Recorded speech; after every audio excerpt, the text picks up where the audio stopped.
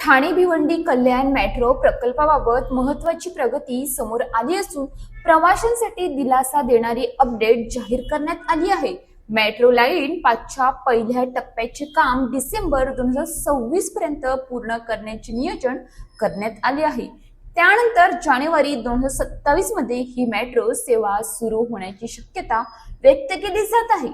ठाणे ते भिवंडी दरम्यान दररोज मोठ्या प्रमाणात प्रवासी प्रवास करतात। सध्या या मार्गावर बस हीच मुख्य वाहतूक सुविधा असून सायंकाळच्या वेळी प्रचंड वाहतूक कोंडींचा सामना करावा लागतो। त्यामुळे अनेक प्रवासी दिवा रेल्वे स्टेशनवरूनच मेमू ट्रेनचा पर्याय निवडतात। मात्र मेट्रो सेवा सुरू झाल्यानंतर हा प्रवास अधिक सोपा, जलद आणि आरामदायी होणार आहे। मेट्रो 5 ही 24.90 किलोमीटर लांबीची मार्गिका ठाणे, भिवंडी आणि कल्याण या महत्त्वाच्या भागांना जोडणार आहे। या प्रकल्पासाठी सुमारे 8,416 कोटी रुपयांचा निधी मंजूर करण्यात आला आहे। पहिल्या टप्प्यात ठाणे ते भिवंडी दरम्यानचे काम अंतिम टप्प्यात असून ग्राउंड वर्क आणि इतर बांधकामे वेगाने सुरू आहेत।